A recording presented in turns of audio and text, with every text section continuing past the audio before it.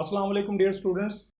मैं हूं डॉक्टर हाफिज रफ़ीक और मैं आपको लिसन एंड स्पीक इंग्लिश के एक नए लेक्चर के साथ आपको अपने यूट्यूब चैनल वर्चुअलिंग पे खुश आमदीद कहता हूं।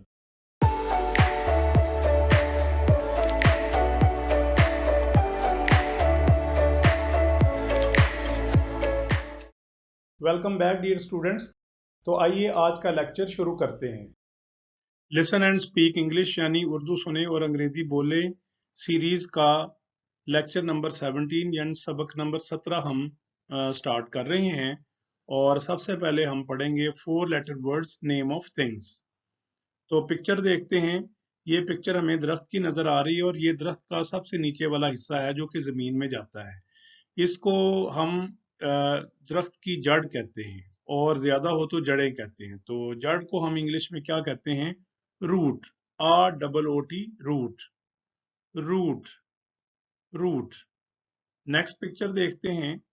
ये नेक्स्ट पिक्चर हमें ये नजर आ रही है कि कोई खातून बैठी हुई है और यहाँ पर जो इसकी पैंट में से हमें यहाँ पर इसका घुटना नजर आ रहा है। तो घुटने को इंग्लिश में क्या कहते हैं? नी। KNEE, नी। तो जब के और एन इकट्ठे आ जाएंगे तो फिर के को नहीं पढ़ते, ये साइलेंट है। तो घुटने को इंग्लिश में हम कहते हैं नी। नी, नी।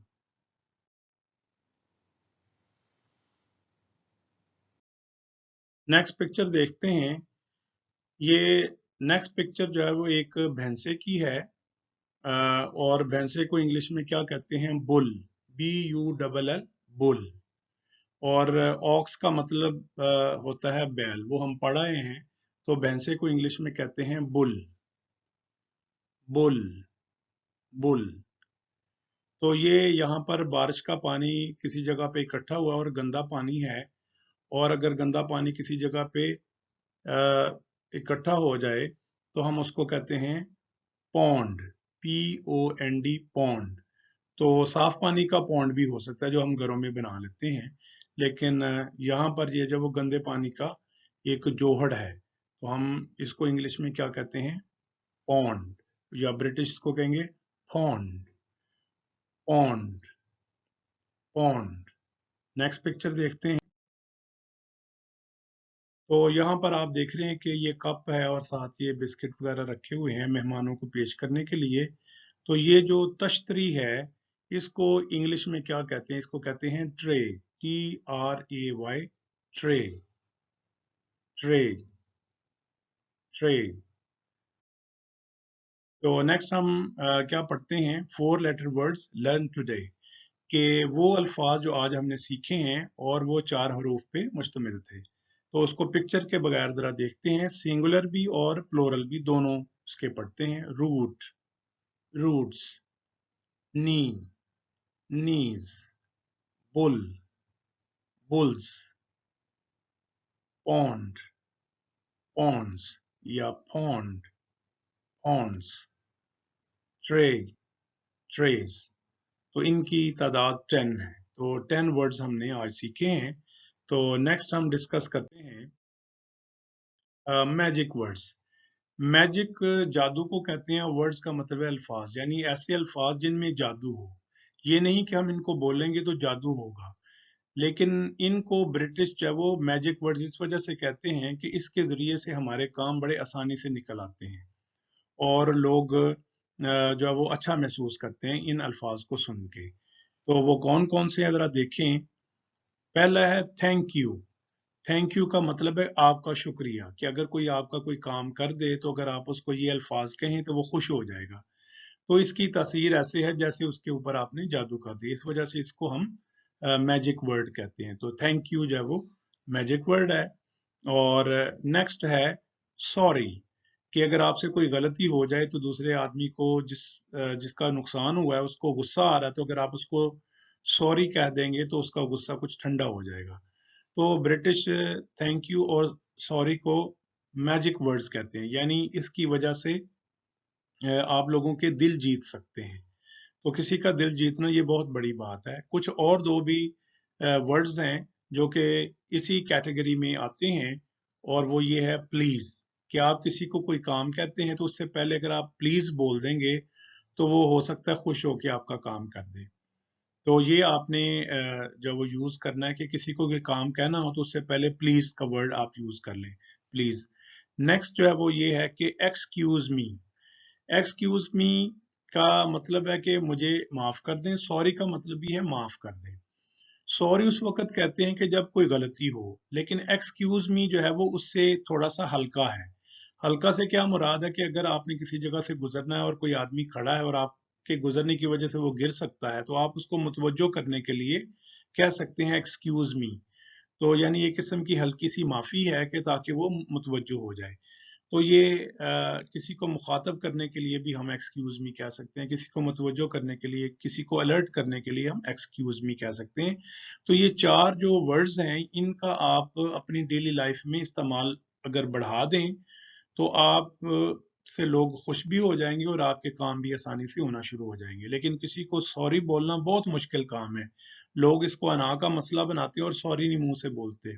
इस वजह से बातें बढ़ती रहती हैं। तो इस वजह से ये मैजिक वर्ड्स का इस्तेमाल अपनी लाइफ में ज्यादा से ज्यादा करें आप। Thank you, sorry, please, excuse me. तो नेक्स्ट हम पढ़ते हैं इंग्लिश वर्ब्स, यानी जो हमने काम करने होते हैं उनको हम इंग्लिश में वर्ब कहते हैं। तो आपको बताया था कि इसकी फॉर्म्स हैं, इन्फिनेटिव फॉर्म है और थ्री स्टैंडर्ड फॉर्म्स हैं। तो स्पेशल फॉर्म को हम जो है इसमें इन्फिनेटिव आता है। तो काम को अगर बयान करना है या लिखना है तो इन्फिनेटिव फॉर्म में किया जाता है। तो जैसे ये है टू गिव। टू गिव का मतलब है देना। टू टेक, टेक का मतलब है लेना। और टू आस्क का मतलब है पूछना या कहना भी इससे मुराद होता है। तो हम क्या करते हैं, अब तीन इसकी जो स्पेशल फॉर्म्स हैं जैसे गिव, टेक और आस्क, इसकी थ्री फॉर्म्स पढ़ते हैं। तो वो है कि थ्री फॉर्म्स ऑफ वर्ब। तो पहली फॉर्म को V1, दूसरी फॉर्म को V2 और तीसरी फॉर्म को V3 हम कहते हैं।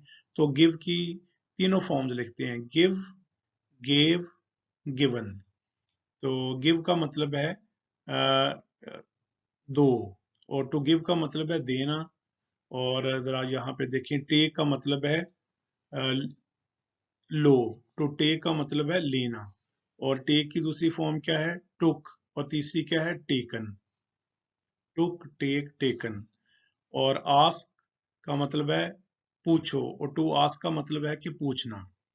तो इसकी दूसरी फॉर्म है आस्क्ड और तीसरी फॉर्म है आस्क्ड। तो ये मैं दोबारा से पढ़ता हूँ, गिव, गेव, गिवन, टेक, टुक, टेकन, आस्क, आस्क, आस्क। तो ये हमने फॉर्म्स पढ़ ली हैं, इसको आपने याद कर लेना। हम हर रोज जब वो तीन फॉर्म्स याद कर रहे हैं ताकि हमारा जखीरा अल्फाज यानी वोकेबलरी बढ़ती जाए, ताकि हम गुफ्तगू कर सकें। और जब आपके पास मुनासिब अल्फाज हो जाएंगे, यानी इनकी तादाद मुनासिब हो जाएगी, तो फिर हम डायलॉग शुरू करेंगे छोटे छोटे सेंटेंसेस से। तो फिर सेंटेंसेस बड़े होते चले जाएंगे। सबसे इम्पोर्टेंट ये है कि हमने इंग्लिश में सोचना है। अभी तो मैं ज्यादा उर्दू का इस्तेमाल करता हूँ, बाद में मैं इसको ऐसा ऐसा कम कर दूंगा। तो अब हम क्या करते हैं, वर्ब्स की इन तीन फॉर्म को पॉजिटिव और नेगेटिव सेंटेंसेस में यूज करते हैं। नेगेटिव वो वर्ब्स में पहले पॉजिटिव सेंटेंसेस देखते हैं। गिव, गिव का मतलब है दो या दे दो या दीजिए। टेक का मतलब है लो, ले लो। आस्क का मतलब पूछो। तो ये कंप्लीट सेंटेंस है। तो अब हम नेगेटिव सेंटेंस पढ़ते हैं। नेगेटिव सेंटेंस में क्या होगा कि मना किया गया होगा। जैसे गिव का मतलब है दे दो, डू नॉट गिव का मतलब है ना दो। टेक का मतलब है ले लो, डू नॉट टेक का मतलब है ना लो। आस्क का मतलब है पूछो, डू नॉट आस्क का मतलब है ना पूछो। और अब हम क्या करते हैं कि ब्रिटिश या अमेरिकन जो नेटिव स्पीकर हैं, यानी देसी अंग्रेज बशिंदे जो है, वो डू नॉट गिव नहीं बोलते, शॉर्ट फॉर्म में बोलते हैं। शॉर्ट फॉर्म क्या है डू नॉट गिव की, डोंट गिव ना दो, डोंट टेक ना लो, डोंट आस्क ना पूछो। तो इस तरह से हम ये वर्ब की फॉर्म सीख रहे हैं और नाउन्स भी सीख रहे हैं, यानी चीजों के नाम भी। तो आज का हमारा सेंटेंस ऑफ द डे है keep your teeth clean. Keep का मतलब है रखो या रखिए, योर अपने टीथ दांत क्लीन साफ। तो इससे मुतलका भी हमने पहले भी एक सेंटेंस पढ़ा है, लेकिन आपने ये भी याद कर लेना, कीप योर टीथ क्लीन यानी अपने दांत साफ रखिए। कीप योर टीथ क्लीन, अपने दांत साफ रखिए। तो दांत को साफ रखने के लिए आप क्या करते हैं, ब्रश करते हैं।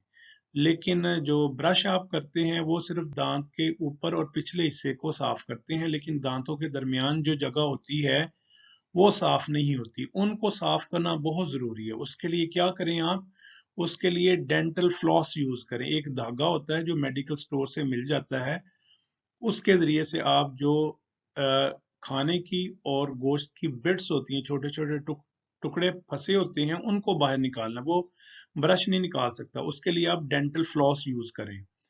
तो डेंटल फ्लॉस एक किस्म का धागा है जिसके जरिए से आप वो छोटी छोटी बिट्स को बाहर निकाल सकते हैं। तो अगर उनको बाहर निकालें, ब्रश कर लें, तो दांत साफ हो जाएंगे और बीमारियों से बचे रहेंगे आप।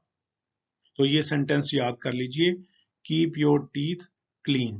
तो आज के लेक्चर को हम इधर ही फिनिश करते हैं। नेक्स्ट लेक्चर में आपसे दोबारा मुलाकात होगी। तब तक के लिए अल्लाह हाफिज। उम्मीद है आपको लेक्चर समझ में आया होगा, और अगर पसंद आए तो लाइक कीजिए, शेयर कीजिए, कमेंट कीजिए और मेरे चैनल को सब्सक्राइब कीजिए। Thank you.